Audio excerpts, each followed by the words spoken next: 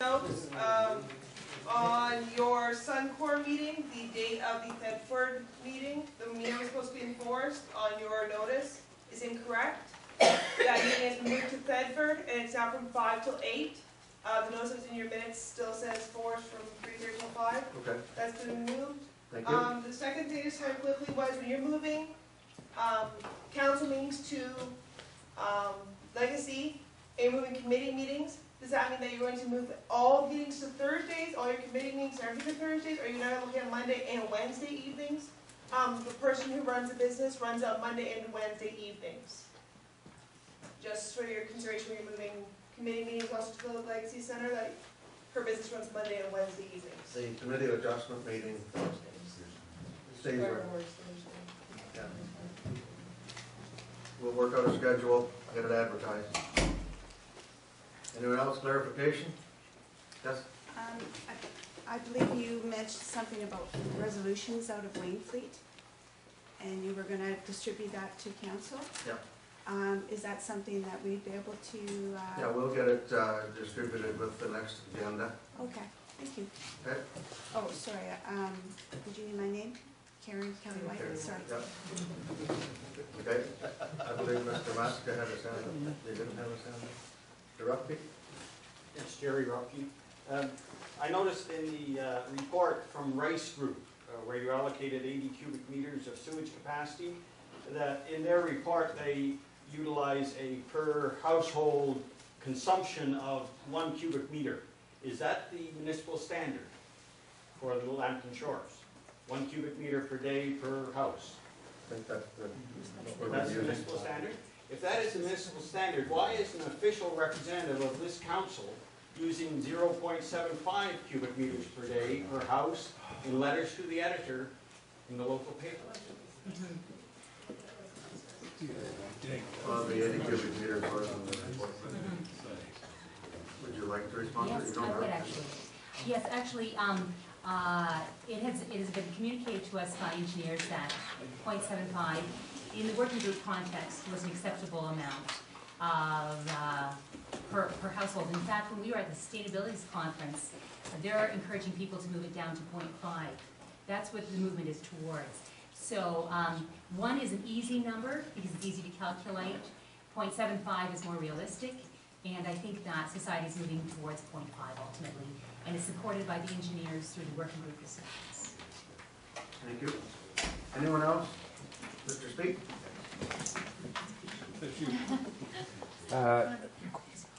Quick couple of things. I don't remember hearing whether or not you guys passed the check register that was included in today. There were some concerns on that for me, especially with the beach house, the $17,000 for fixtures. Did we just redo all the fixtures down there? Because that's a pretty high number. And when did that tender go out? We'll get clarification on that, but I believe that's with the plumbing fixtures. When did that's a $17,000 plumbing fixture, like toilets and sinks? That's a lot. Okay. Continuing on, with your code of conduct and your integrity commissioner in your code of conduct, it says that if you're dealing with the municipal council or whatever, that it would come to you. So I'm to believe that you guys are going to change all complaints to go straight to the integrity commissioner, so the council's not going to look at that. Does that encompass staff as well, or just council members? Anything staff doesn't have a code of conduct doesn't cover the staff. So, just out of curiosity, the CAO, the CEO, and all the other, I guess, authorized officers of the corporation of the municipality of Lambton Shores don't adhere to the code of conduct, or they do? They adhere to council. They adhere to council. So basically what I'm saying is everybody at the table, with the exception of the mayor and the clerk, get held to the code of conduct. The mayor would not? He's not like the Queen. He's not a subject. Like, he's a subject of the law. So, okay, but he's also an officer of the corporation, right? Just for signing. Yeah, that's just a sign. I'm the head of council. I'm elected the same as the other 8. Carries the rule allowed for financial purposes only.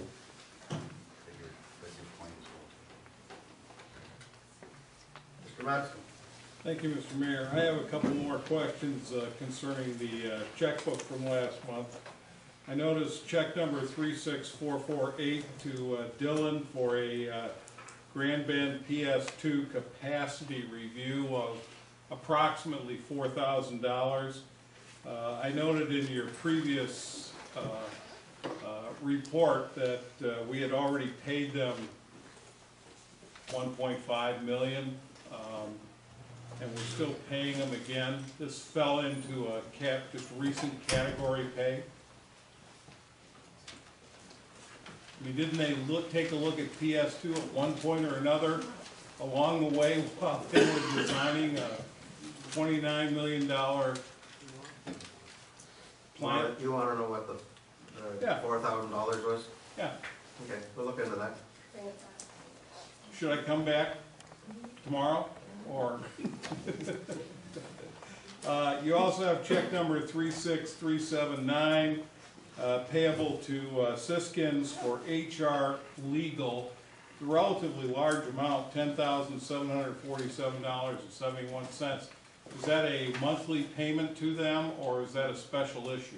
That was a special issue. Special issue. Should I say JB would be appropriate, special issue? We could say that. Thank you. Back, Mr. Lewis? Lewis. Left me for a minute there, sorry. That's okay. Mr. Mayor, just a point of clarification and then a question.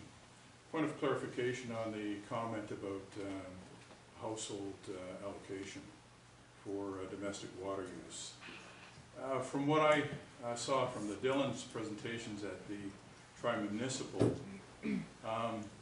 they confirmed that the amount that was being used at 351 for calculations was actually, in their review, the domestic water use per person, per household, was 210.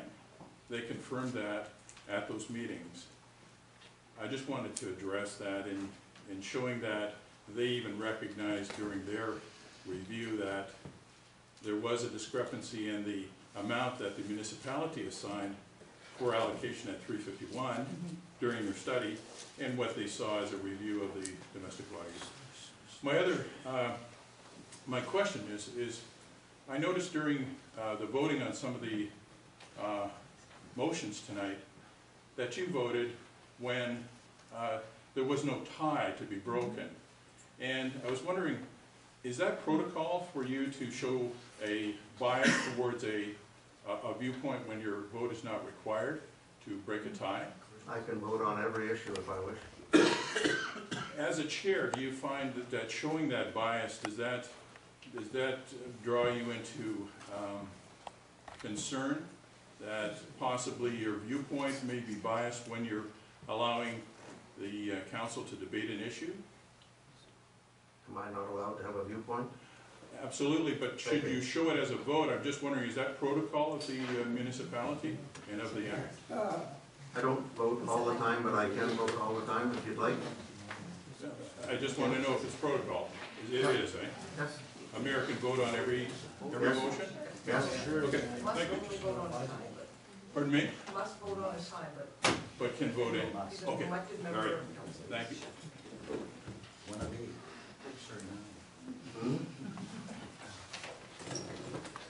Mr. Bailey?